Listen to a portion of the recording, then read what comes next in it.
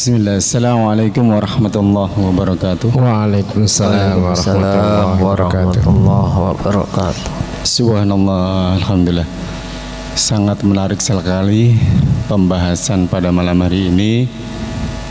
Masya Allah. Ini susah kita mau gimana mengartikan bengkoknya seorang wanita itu, Ustadz. Ya kan? Jadi Allah menciptakan seorang wanita itu dari tulang rusuk yang bengkok, betul kan? Dan itu makna bengkok itu terlepas dari apakah itu hanya sebuah kiasan atau memang faktanya seperti itu. Namun ternyata bengkok itu memang sifat bengkok seorang wanita itu memang betul-betul kita rasakan. Istilah bengkok itu adalah sesuatu yang atau sikap yang memang terkadang sampai menyakitkan hati seorang laki-laki.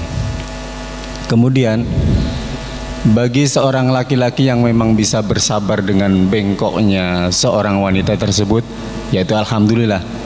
Namun bagi sebagian laki-laki yang lain, seorang suami yang masih belum faham betul dengan yang memang Allah ciptakan itu seperti itu, dan kemudian untuk menikmati, maka ini sungguh sesuatu yang agak sulit bagi seorang laki-laki.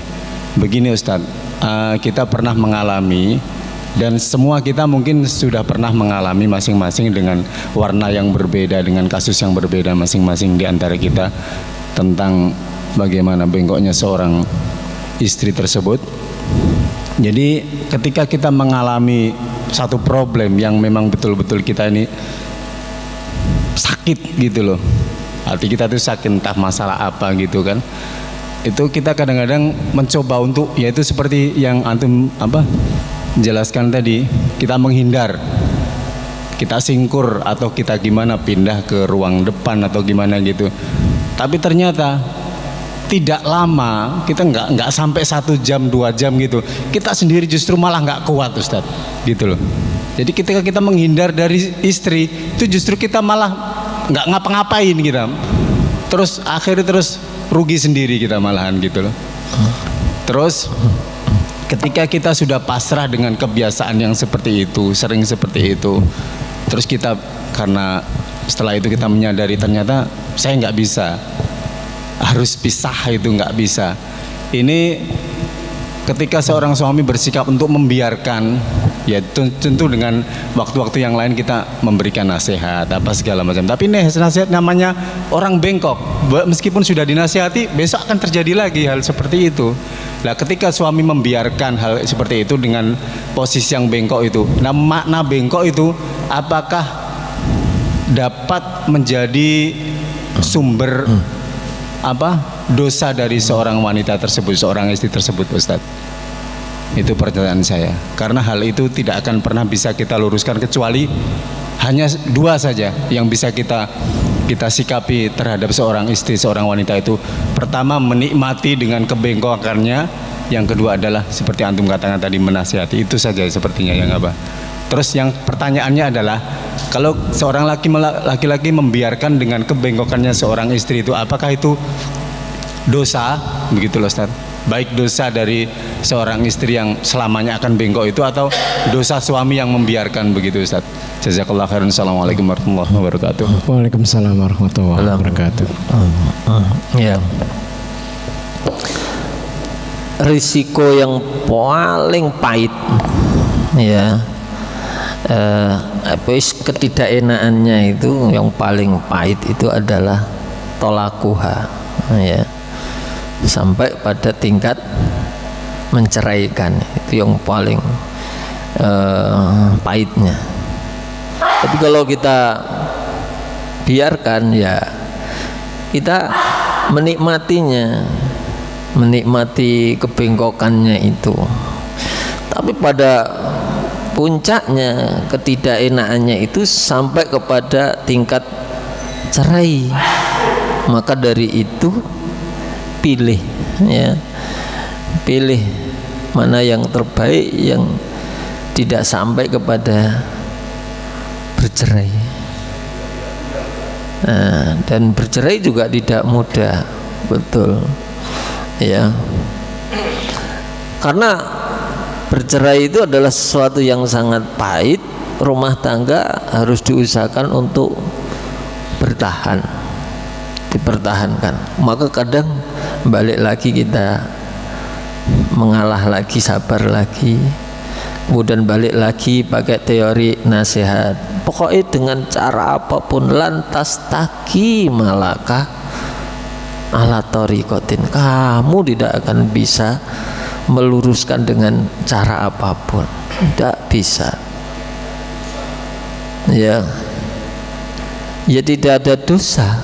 Kita tidak bicara masalah dosa atau tidak ada dosanya, tapi kita lakukan itu, yaitu kita nasihati terus ya, atau kita singkuri terus ya. Kemudian dia kerosone kita salah.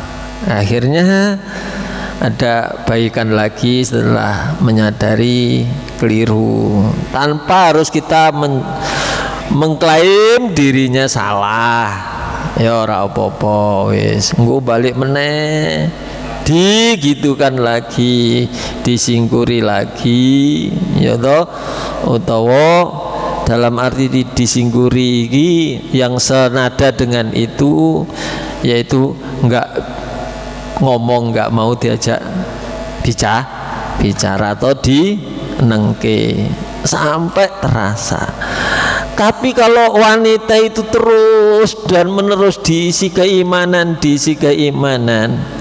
pasti nanti dia akan minta maaf. Disingkuri, nanti insya Allah akan minta maaf.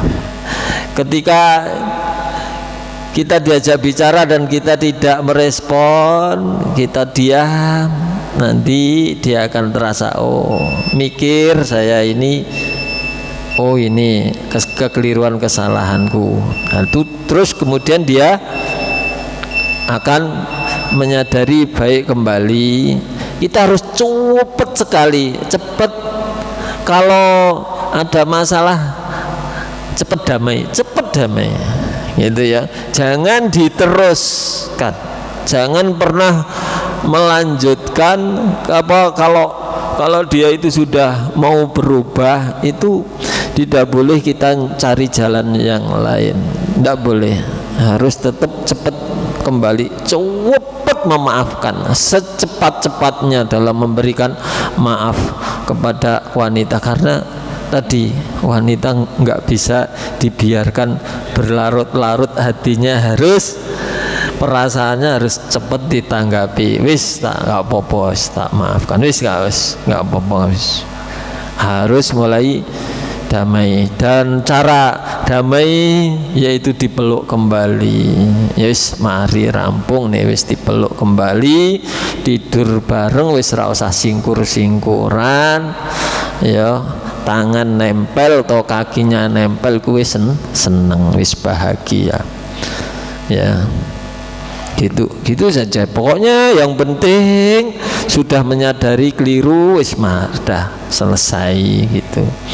Nah, kok nanti melakukan lagi ya enggak apa-apa, terus istausu bin nisa.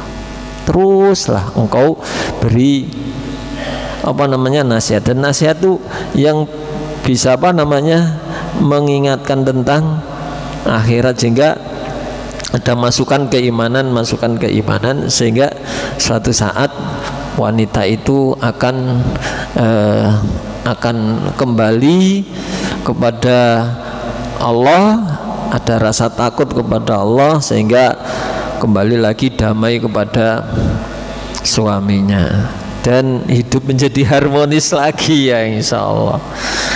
Ya, insya Allah lah, semuanya memang pernah mengalami demikian, tapi Rasulullah sudah memberi jalan keluar yang terbaik. Insya Allah yang kita gunakan dari hadis itulah cara yang terbaik. Nggak gampang, betul. Menyatukan dua hati yang berbeda, karakter yang berbeda, itu nggak gampang. Pernikahan. Dan pernikahan itu adalah ibadah yang sangat panjang Ustaz ya. Iya, sangat panjang. Separuh dari agama ya. Semakin tua akan semakin dua-duanya semakin matang dan semakin dewasa, insya Allah. Insyaallah. Semakin Gitu Pak Rafiq ya. harmonis. Iya.